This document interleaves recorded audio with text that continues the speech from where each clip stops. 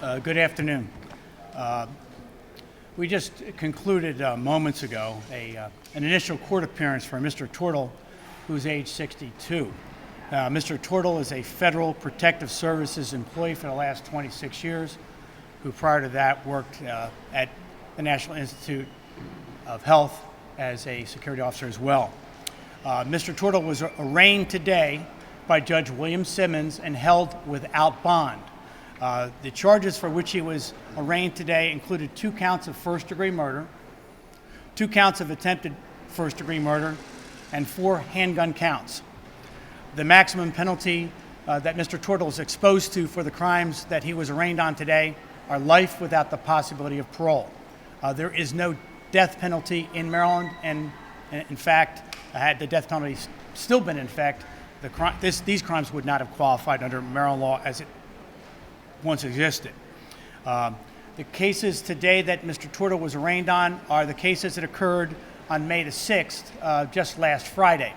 The initial killing that Mr. Tordil was charged with did not occur in this county. It occurred in Prince George's County, an adjoining county just outside of the nation's capital.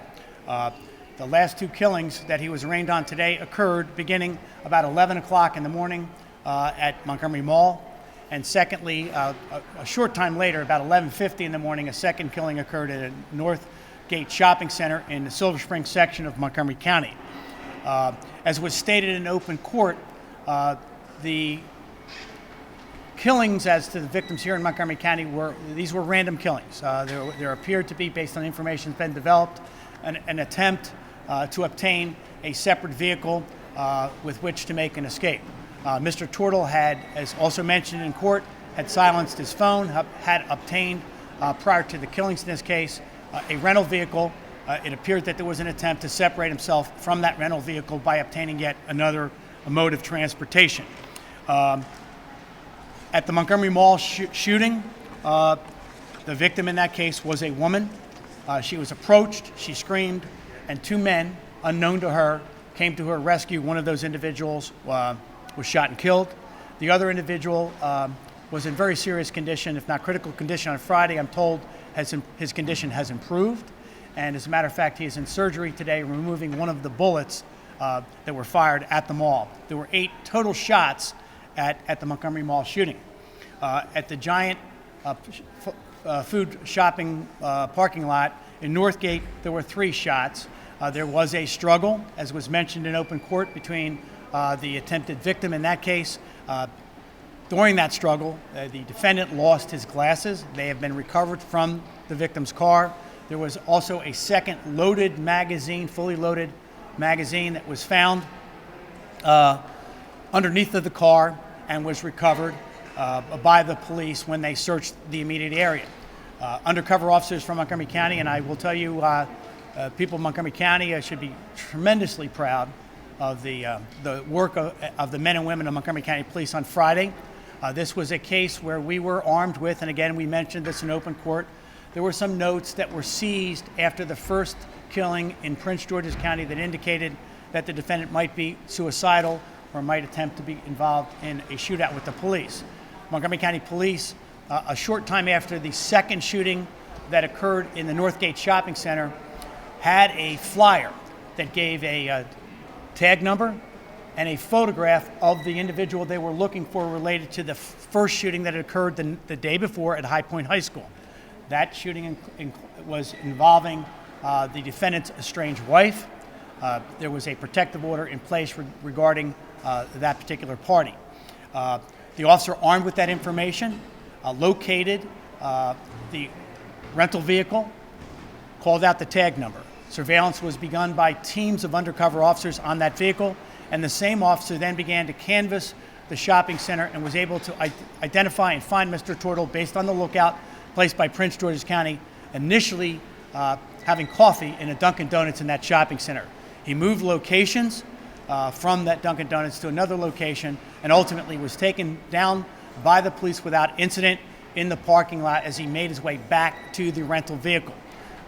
A search of that vehicle, and this is, if I would refer you to the charging document, there was a .40 caliber Glock handgun, which was mentioned in open court, was recovered from that vehicle. It has been ballistically linked to both of the killings here in Montgomery County. And that was the basis and the probable cause for the charging. We were awaiting the ballistics testing to be done on Friday evening before Montgomery County went forward with its charges, and that was concluded very early on Saturday.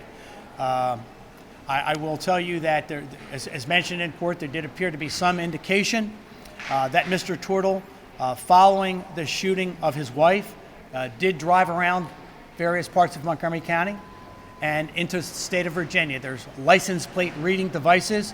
I'm not sure how they were stanchioned or where they were located, but he was identified in multiple different areas around the region, not just in Montgomery County. There were some preliminary reports on Friday that the defendant came back to the Northgate shopping area because at some point in time he lived years ago in relative close proximity to that particular location. There has been some question about the protective order. The protective order, which is a device that it's a domestic protective order that was obtained in another county, not in Montgomery County, but in Prince George's County. The gun that was used in this case, as was mentioned in open court, was purchased prior to the protective order being obtained. The gun that was ballistically linked to our shootings here in Montgomery County was purchased in Las Vegas, Nevada in 2014, well in advance of the protective order. That gun was not surrendered, which would have been required. When you are under a protective order in this state, you are supposed to surrender weapons. The defendant's service revolver was in fact surrendered to his employer after that protective order was obtained. However, this weapon was not turned over. We are attempting to, again, verify whether there are other outstanding weapons at this point in time. And as was mentioned to Judge Simmons in open court, that's one of the reasons we thought that the risk of flight, the danger to the community was so high in this case. Judge Simmons ordered the defendant held without bond. June 3rd is the preliminary hearing date in this case. From today's date up to June 3rd, we have the opportunity to go to the grand jury and seek what we believe to be appropriate charges. That preliminary hearing date, we would certainly anticipate by that date, Mr. Feeney and myself, that we would be going to the grand jury and seeking an indictment well in advance of that date for the charges we've been discussing here today.